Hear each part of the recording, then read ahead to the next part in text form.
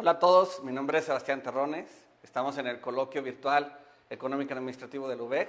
Es un gusto para un servidor estar aquí, platicar por un breve momento lo que para mí es un tema muy importante en finanzas. El tema de hoy es el costo de capital en la perspectiva empresarial y de manera sencilla les platico qué es el costo de capital. Cuando empezamos a estudiar finanzas, nos enseñan fórmulas, nos enseñan razones financieras, empezamos a analizar estados financieros, pero debe de haber algo antes de hacer todo eso y entender este concepto sencillo que es el costo de capital. Muchos empresarios se pierden en su labor diaria, en la operación, en tratar de hacer rentable el negocio, en que las ventas se den y dejan este concepto de lado y esto los lleva muchas veces al fracaso. Cuando estamos trabajando o haciendo un plan de negocios, tenemos muchas aristas por atender, desde el mercado, la producción, también tratamos de investigar tengo aquí, por cierto, antes de seguir, van a tener esta presentación disponible para ustedes. Estoy enfocado a las ventas, a la rentabilidad, y nunca me pregunto cuánto es lo que debo de ganar. Y de aquí, en el plan de negocios, tal vez al final de hacer mi plan de negocios, de ver todo lo que tengo que hacer como empresario, tal vez es lo más importante por definir, terminando antes de empezar la operación. La rentabilidad va a ir en función del financiamiento que yo obtenga para mi empresa. Son dos conceptos que están ligados y que esto determina el éxito o el fracaso de la empresa. El financiamiento en una empresa yo lo puedo obtener de varias fuentes y cada fuente tiene un costo muy específico. Vaya, el dinero no es gratis en esta vida. Y cada peso que le hago llegar a mi empresa para comprar, no sé, una máquina, una camioneta, lo que sea para mi operación, lo necesito sacar de algún lado. Entonces, el costo de este dinero lo tengo que medir para poder saber cuánto voy a esperar en rentabilidad. Ese es el costo de capital. Así de sencillo es el concepto. Si yo entiendo esto antes de empezar a estudiar cualquier tema de finanzas, todo se me va a hacer más claro y más sencillo. Calculo razones financieras y al final del día digo, bueno, ¿y para qué me sirve la razón financiera? Ya tengo aquí que mi rotación de capital o mi rotación de activos es de tanto, ¿de qué me sirve saber eso? Bien, con eso, ya cuando calculo yo mis razones financieras, yo comparo contra la rentabilidad que debo de obtener, que es el costo de capital, y veo si estoy siendo efectivo o no con la estrategia de mi negocio. Vamos a platicar un poco más de cómo se debe de medir el rendimiento en una empresa. La rentabilidad debe de ser igual o mayor al costo de financiamiento. Vamos a platicar un poquito más de esto. La rentabilidad, ¿cómo la calculo? ¿En base a qué la calculo? Bien, la rentabilidad en un negocio debe de ir calculada desde mi punto de vista sobre el flujo de efectivo. El estado de resultados me da mucha información, sí, ciertamente, pero el flujo de efectivo al final del día es lo que tengo en el bolsillo después de terminar mi operación. Esa rentabilidad la voy a comparar contra lo que tengo invertido. Si me gano 100 pesos, los tengo en la bolsa, ya como flujo de efectivo libre de caja, o sea que lo tengo ya después de pagar todo, y tengo un activo que vale 1,000 pesos, mi rentabilidad directa es del 10%. Así de sencillo es medir la rentabilidad. Por eso me gusta usar más el flujo de efectivo para medir la rentabilidad en un negocio que los estados de resultados. Además, el flujo de efectivo, yo puedo tener un activo grandísimo, por ejemplo, puedo tener un hotel de mucho lujo, grandísimo, pues si no genero suficiente flujo de efectivo, no me sirve de nada ese activo enorme. Entonces, la rentabilidad es igual a el flujo de efectivo que obtengo entre lo que tengo invertido como activo dentro de la empresa. Bien, ahora hablemos de el costo de capital ahora. El costo de capital es el costo del dinero que le hago llegar a mi empresa. Como les dije antes, cada peso que yo obtengo en financiamiento lo destino a algo dentro de la empresa, a comprar máquinas, al capital de trabajo, que el capital de trabajo, así brevemente, no es otra cosa que el crédito que le doy a mis clientes, los inventarios que mantengo dentro de la empresa. Todo ese capital de trabajo también es un activo. Las máquinas, que es lo más tangible, por decirlo así, de una empresa, incluso patentes, marcas, todo lo que tengo que comprar de mobiliario, todo eso es un activo. Para poder yo operar, una empresa debe tener activos. Y si recordamos un poquito la ecuación básica, la ecuación contable básica de contabilidad, que es activo igual a pasivo más capital, esta ecuación contable tiene una razón de ser. No solamente cuadrar y la doble partida. La razón de ser es que cada activo provino o del pasivo o del capital. ¿Esto qué quiere decir? Que yo, para comprar mis máquinas, formar mi capital de trabajo, le tuve que pedir prestado a alguien dinero que tiene un costo, o los socios tuvieron que aportar dinero para fundar la empresa, y los socios también esperan un rendimiento a cambio. Entonces, si combino el costo de prestar dinero, de que me den dinero prestado, y el costo del capital, de lo que están esperando los socios, ese es mi costo de capital. Yo hago un promedio ponderado, saco el porcentaje de cuánto tengo de pasivo y cuánto tengo de capital, y lo multiplico por su costo. En la presentación está un poco más extensa la explicación, vienen algunos ejemplos, pero de manera sencilla les digo así, ese es el promedio. Entonces, trasladémoslo a un ejemplo muy práctico.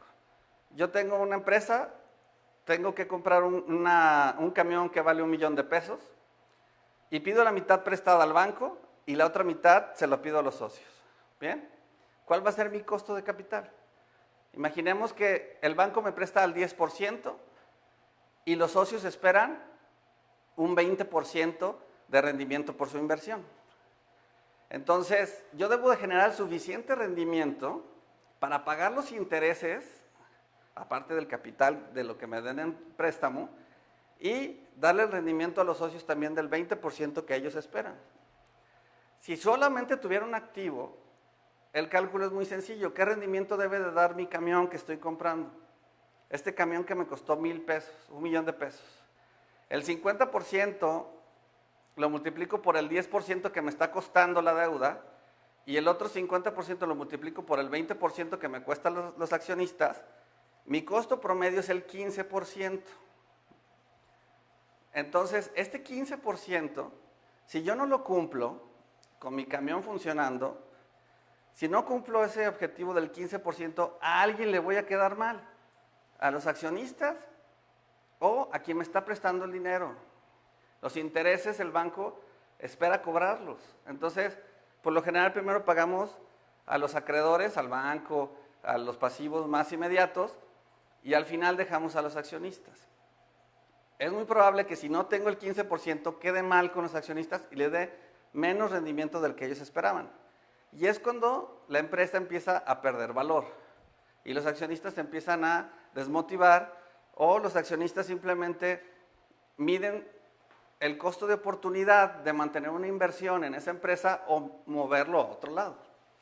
Entonces, el rendimiento es así de sencillo. Así de sencillo es el costo de capital. Si yo no obtengo el costo de capital, si no lo cubro con mi rendimiento, si no lo igualo al menos, voy a tener problemas en la empresa. Y esto se conecta con el tema de la prospectiva empresarial. Antes de empezar a planear un negocio, e incluso antes de operar, debemos de tener bien claro este punto. Muchas veces lo dejamos al final como emprendedores. Estamos emocionados con la idea, tenemos toda la ímpetu, toda la emoción, esto se va a vender, esto va a ser lo máximo, ahora sí que me voy a hacer rico de aquí. Pero hay que bajar los números, y cuando se pasan números las cosas, en ocasiones nos damos cuenta que el negocio que nosotros tenemos en mente no va a cumplir con las expectativas o con el costo del dinero que estoy trayendo a la empresa para cubrir esa necesidad. Mucha gente se desilusiona de proyectos, incluso ya cuando lo pasan números, cuando hace sus proyecciones financieras, proyectan sus flujos de efectivo y encuentran que el dinero que estamos esperando obtener simplemente no me va a alcanzar para cubrir este costo de capital. Hay empresas que están muy apalancadas y que el costo de capital está más cargado sobre los pasivos, entonces tienen menos margen de maniobra para no dar el rendimiento esperado. Como les dije antes, si le quedo mal a los accionistas, en el corto plazo no pasa nada. Puedo quedarles mal un periodo y al siguiente recuperar. Pero si la empresa está muy llena de pasivos, y aquí se conecta otro tema donde es el riesgo, la curva de riesgo, de donde la empresa puede quebrar, es precisamente esto. Yo no puedo trabajar solamente con recursos ajenos, o sea, con mucho pasivo, porque me da poco margen de maniobra para no obtener el rendimiento que espero. Fíjense cómo los temas de finanzas, todo se conecta y todos los caminos van llegando aquí. La evaluación de proyectos en finanzas se hace con una trema, una tasa de rendimiento mínima, esperada mínima aceptable. Esta trema es el costo de capital. Si yo no obtengo el costo de capital, esa tasa, al evaluar el proyecto y hago mis flujos y todo el rollo, no voy a llegar a este costo de capital. Lo que les digo, el riesgo de quebrar también está relacionado con este costo de capital. Y hay decisiones de más largo plazo, incluso en empresas que ya están establecidas. Hablemos ahora de empresas que ya no necesitan hacer una evaluación de proyectos, sino que están ya en funciones. Oye, yo tengo un pasivo que me cuesta 20%. Voy a ver otras fuentes de financiamiento que me permitan bajar este costo de capital para tener menos riesgo y que mi rendimiento esperado sea un poco más bajo. Es como bajarle un poco la intensidad a la necesidad de generar el rendimiento. Esto no quiere decir que dejemos de generar flujo de efectivo o buscar siempre la rentabilidad con un flujo de efectivo sano. Este concepto se complica mucho en ocasiones explicarlo, porque lo que encontramos en los libros se clava mucho en el sentido de cómo calcular el rendimiento que esperan los accionistas de una empresa. Y es ahí donde los libros empiezan a hacer un poco más complicado el tema con modelos como el KPM y modelos en este sentido, que lo que buscan es, por medio de estadística, determinar la utilidad o la ganancia en los mercados financieros para poder decir cuánto un accionista con su dinero hubiera podido ganar en la bolsa de valores, y eso sería su costo de oportunidad. Se vuelve complejo porque, imaginen, para una empresa chiquita, compararse con una empresa que cotiza en bolsa y poder encontrar un punto medio y poder bajar ese modelo a algo muy sencillo para la pyme. Entonces, mi recomendación es muy sencilla. Como accionista, ¿qué esperar como accionista? Que es tal vez lo más difícil de determinar al momento de calcular este costo de capital, porque la deuda está dado. El banco te cobra una tasa de interés y tú aceptas o no aceptas. El accionista, cuando tú le preguntas cuánto quieres ganar por tu proyecto, aquí influyen muchísimos factores. Desde el punto de vista emocional, el accionista puede decir, ay, mi empresa yo la quiero mucho, para mí es una joya, yo espero ganar el 40%. Pero tal vez no sea lo más racional, porque ahí entra mucho la emoción, y en realidad el accionista debe de esperar menos. ¿Cómo calcular lo que debo de esperar como accionista en una empresa? Eso es lo difícil de ponderar. Lo que les recomiendo es, si tienen otra inversión en otro lado, si tienen oportunidad de otro negocio, compárenlo con eso. A ver, en este negocio me está ganando el 15%. O ¿sabes qué? El banco me da el 8%. Y aquí entra otra palabra que se llama riesgo. Obviamente, emprender un proyecto no es lo mismo que tener el dinero en el banco en CETES. Entonces, yo no puedo comparar de la misma manera, porque como accionista, el banco me va a dar siempre lo mismo y de manera segura, si lo tengo en CETES. Entonces, yo como accionista, si lo saco del banco o lo meto en un proyecto, debo de incluir un factor de riesgo. Entonces, en esta tasa de los accionistas, influye el riesgo y el costo de oportunidad. Dos factores bien importantes. ¿Qué tan riesgosa es la actividad que voy a hacer o el proyecto que estoy emprendiendo? y otra es, ¿qué costo de oportunidad tengo de otras inversiones parecidas en las que yo puedo meter mi dinero? Ponderar estas dos cosas en el momento de obtener o de determinar el costo de capital para los accionistas, o lo que esperan los accionistas ganar, es muy importante. No se vayan a las fórmulas complicadas del libro, sí, importante saber cómo es, pero al final del día, estimen el riesgo, el costo de oportunidad y la tasa libre de riesgo, que en México son los CETES. Entonces, importante estos factores para poder determinar. Y por último, ¿qué tiene que ver con la empresa? Al final del día, todos estos conceptos del costo capital y mi empresa me va a hacer tener una visión concreta de lo que debo de esperar de mi operación y qué va a pasar si no logro obtener ese rendimiento. Y es en base a esto que yo puedo ir ajustando. Ok, no obtuve el rendimiento en un periodo, ¿qué ajustes debo de hacer como empresario para poder alcanzar otra vez este rendimiento? Y ahí se empiezan a tomar decisiones más racionales y no tanto por instinto, que es el que debemos de dejar de lado al momento de estar haciendo negocios. Muy bien, me ayuda aparte el costo de capital, me ayuda a fijar un mínimo, como resumen de esta parte, me ayuda a fijar un mínimo a ganar por la actividad que estoy haciendo, me ayuda a establecer objetivos financieros por proyecto, incluso en empresas que ya están funcionando se puede implementar, me ayuda a minimizar el costo de capital, yo también voy a buscar fuentes de financiamiento más baratas, y me ayuda a alinear todas las actividades de la empresa con este objetivo. Cuando los gerentes y a todo el equipo de trabajo los alineas en un objetivo de rentabilidad, las cosas empiezan a funcionar diferente.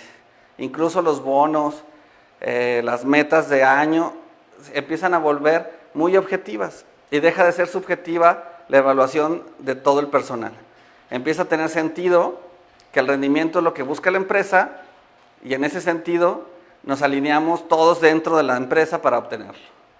Bien, entonces espero comentarios en las redes sociales. Tenemos Facebook Live, ahorita está funcionando.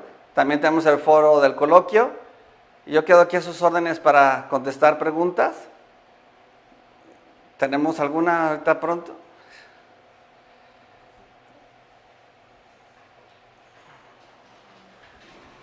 Con toda confianza. Estamos aquí. Gracias. Bien, nos escribe Carlos Omar Muñoz. Me dice, ¿cuál es la mejor forma de fijar una tasa de rendimiento esperado? La mejor forma es calcular el costo de tus fuentes de financiamiento. ¿Cuánto me cuestan los pasivos? ¿Y cuánto esperas tú ganar como accionista del negocio? Ese promedio es lo que debes de poner como tasa de rendimiento mínima aceptable.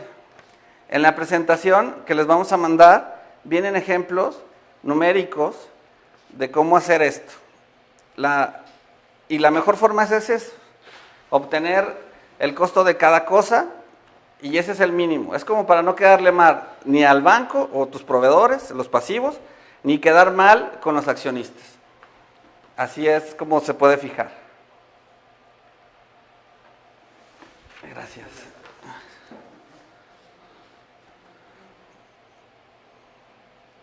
Me preguntan, ¿en cuánto tiempo puede una empresa tener rendimiento? La capacidad de generar rendimiento de una empresa está íntimamente ligada con la capacidad de esta empresa de generar flujo de efectivo.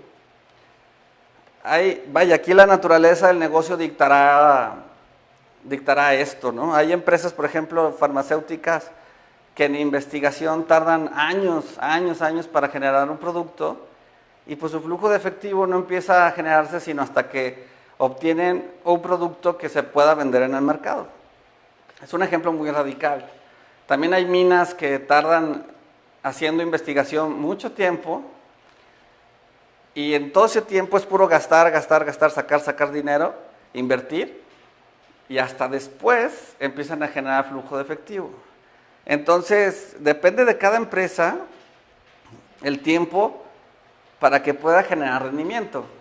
Hay empresas que deben de generar rendimiento desde el día 1, Y esto otra vez se conecta con mi necesidad de generar rendimientos. Imaginen que tengo pasivos que ya me van a cobrar a fin de mes, que yo ya empecé mi operación, y a fin de mes ya tengo al banco cobrándome en la puerta. Entonces, esa es otra razón para generar rendimientos en corto plazo. O sea, no me puedo esperar mucho tiempo para generar el rendimiento necesario para pagar los intereses. Vaya, entonces, en resumen, el tiempo para generar rendimientos depende de cada empresa y de cada proyecto. No podemos hacer un estándar para todos. Tenemos... Sí, gracias. Jorge Luis Espinosa me dice, ¿qué pasa cuando una empresa no tiene suficiente capital? El capital que aportan los accionistas es importante y es muy buena pregunta, porque es importante que la empresa sí tenga capital suficiente, es precisamente para aguantar los impactos de corto plazo de cuando no logramos los objetivos. Como les dije hace un momento, si una empresa tiene muchos pasivos, tiene un compromiso muy alto de estar pagando intereses. Si no logro generarlos, si todo va bien y los rendimientos se generan y el flujo de efectivo es suficiente, no voy a tener problema en pagarlos. Pero el día que esto se atore, no voy a poder decir al banco, no te los pago este mes, espérame, te los pago el siguiente mes. Al que sí le puedes decir es el accionista, a él sí le puedes decir, tu dividendo no te lo voy a pagar hoy, te lo voy a pagar el siguiente mes. Entonces, cuando una empresa no tiene suficiente capital, entra en un problema de liquidez, 1.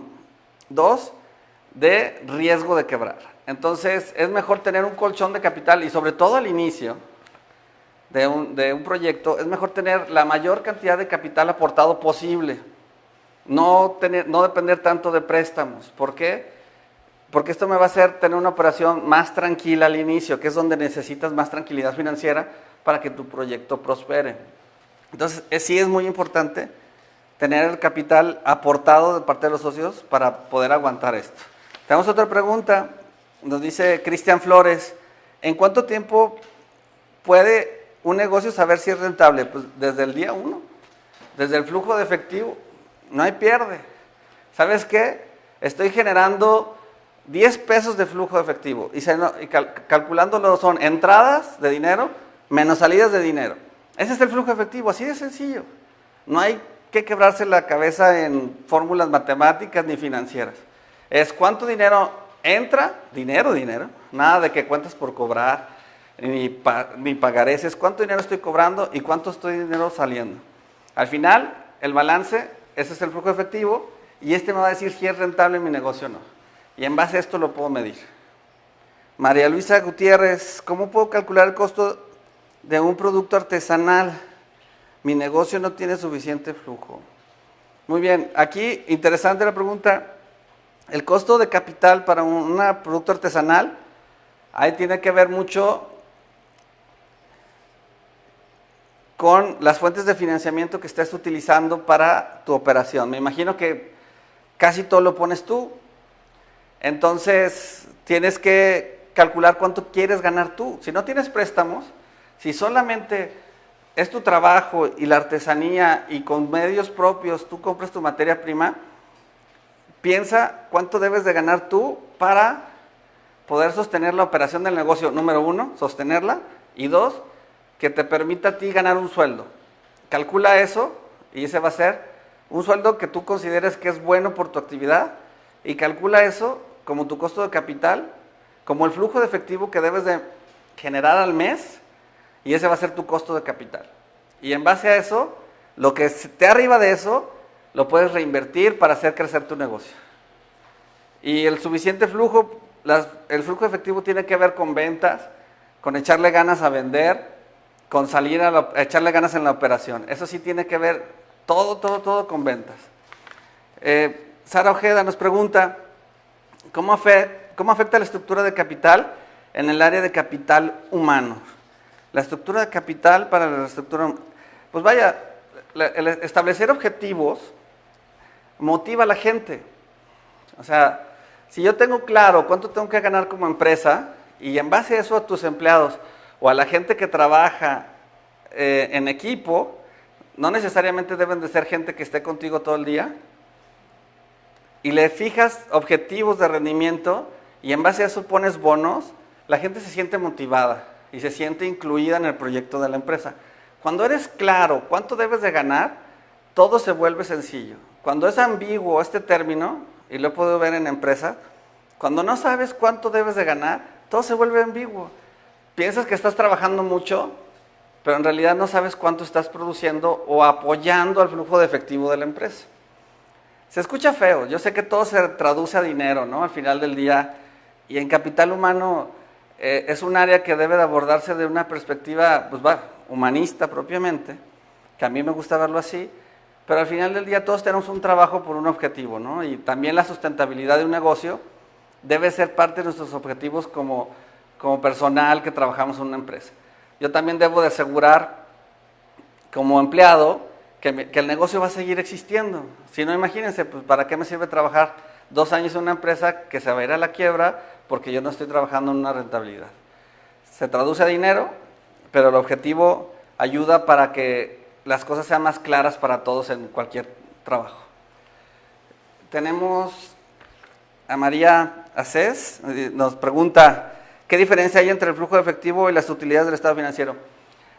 El estado de resultados, el estado financiero del estado de resultados, tiene costos que no son salidas de efectivo propiamente, como la depreciación.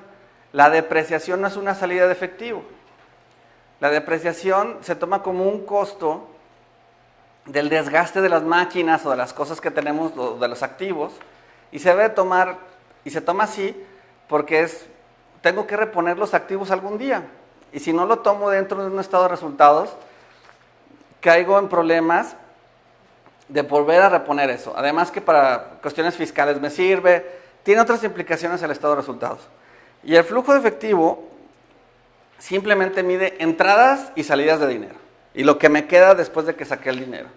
También en el flujo de efectivo se ven las aportaciones de los socios, la entrada de préstamos. El flujo de efectivo es una herramienta poderosa para poder operar mi negocio. El estado de resultados son complemento, pero sí la diferencia es que la utilidad que me da el estado de resultados puede ser que no lo tenga en dinero. ¿Por qué? Porque puedo tener muchas ventas, pero si no las cobro, ese dinero todavía no está en la empresa. Ya generó una utilidad y en algún momento la cobraré. Pero si no tengo el flujo de efectivo, me veo comprometido en la operación de la empresa hasta para pagar sueldos. Puedo dar mucho crédito, tener mucha utilidad y poco flujo de efectivo. Entonces son cosas bien diferentes. Pepe Ruiz nos pregunta, ¿el financiamiento externo es una opción segura para hacer crecer un negocio? Definitivamente sí. El financiamiento externo es aquí lo que les digo, hay que alinear lo que estoy haciendo o mi plan de negocio lo tengo que alinear a esta estrategia. A ver, si obtengo un financiamiento externo que me cuesta el 15% anual, por decir un punto, pero yo sé que tengo una rentabilidad del 30%, entonces me conviene definitivamente, es usar el dinero de otros para obtener un rendimiento para mí. Hay que tener cuidado con los riesgos, el riesgo de no endeudarse demasiado, también tener dinero dentro de la empresa. Aquí el riesgo que yo le veo más es que te endeudes demasiado, que tú digas, ay, no importa, todo se lo pido al banco y no pongas un solo peso, ese sí es riesgo. ¿Por qué? Porque no tienes forma de aguantar los impactos de corto plazo. Entonces, obtener financiamiento externo sí es una forma segura. Ojo, también, ¿con quién obtienes el financiamiento? O sea, las garantías que das. Acércate a un banco, una institución, algo serio. No, o sea, los prestamistas, la usura, o sea, es algo real y son costos muy altos. Eso sí hay que tratar de evitarlos y procura cuidar el patrimonio con opciones de financiamiento que sea pues, un banco o algo seguro. Entonces, tenemos Javier Guzmán. ¿Cuánto tiempo debe considerarse para una empresa con problemas de liquidez antes de considerarse en quiebra? Cuando el capital se acabe, cuando el capital aportado ya no sea suficiente para poder absorber estos impactos. Es muy importante esta parte. Puede existir capital negativo, o sea que deba más de lo que tengo en activos, es posible. Entonces hay que cuidar esa parte. ¿Cómo puede afectar el robo hormiga en una empresa a la hora de determinar la rentabilidad de una empresa de transporte? El robo hormiga, el diésel, las refacciones, temas que son de todos los días, la verdad, desgraciadamente. Pues vaya, esto se traduce en flujo de efectivo. Que me estén robando diésel, por ejemplo, al final del día tengo que reponer, estoy gastando en el diésel. Y esa es una salida de efectivo. Este robo hormiga va a impactar directamente la rentabilidad del negocio y va a hacer que baje. Si yo cuido, es lo que les dije al inicio, si yo cuido mi operación con un objetivo de rentabilidad, me voy a fijar en todo esto para hacer más efectiva la empresa. Entonces, ¿tenemos poquitas más? ¿Tenemos tiempo? Sí. 5 minutos. Muy bien. Nos pregunta Coral, puntos clave para considerar el aspecto económico. ¿Hay una regla a seguir? Regla número 1 de cualquier negocio, que sea capaz de generar flujo de efectivo. Flujo efectivo, flujo de efectivo, flujo de efectivo. Si el negocio va a tener ventas millonarias, pero va a ser difícil cobrar, es mejor no meterse a eso. Si hay un negocio que te genera flujo efectivo y que te deja 2, 3 pesos por operación, esos son los mejores negocios que hay. Que te deje dinero, que te deje dinero, que te deje lo que sea, pero que te deje dinero y que sea rentable en base a lo que platicamos al inicio, al costo de capital. ¿Sabes qué? Si yo espero ganar el 15%, que ese flujo efectivo sea necesario para ganar ese 15%. Tampoco hay que fijarse en metas extraordinarias. Vamos empezando por lo sencillito y de ahí va creciendo el negocio. Porque luego también puede ser una buena idea, pero si le fijo metas de un 40-50% de utilidad, pues realmente va a ser muy complicado alcanzarlas y te vas a desesperar y decepcionar del negocio muy rápido. Entonces la regla a seguir es fijar un rendimiento y flujo de efectivo. Esa es la regla básica de cualquier negocio.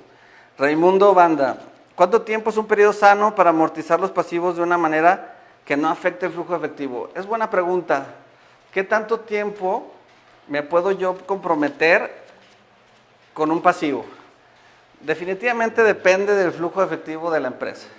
Hay empresas que pueden obtener una deuda y sacarla en 2 años, pero aún así, aunque la puedas sacar muy rápido, mi recomendación es que le des un plazo largo para que ese dinero le vuelvas a dar vuelta. Que ese dinero, aunque lo puedas pagar, tengas oportunidad de mantenerlo en la empresa y darle más vueltas al dinero. Un plazo sano en una empresa normalmente es de 4 o 5 años en un pasivo. Y muy bien, las preguntas pendientes serán contestadas en el foro de la conferencia y les voy a compartir la presentación. Les quiero agradecer a todos, es un gusto estar aquí hoy en este primer coloquio de la Universidad Virtual del Estado de Guanajuato. Es un honor pertenecer a esta institución. Les mando un gran saludo y estamos en comunicación. Muchas gracias, un saludo a todos.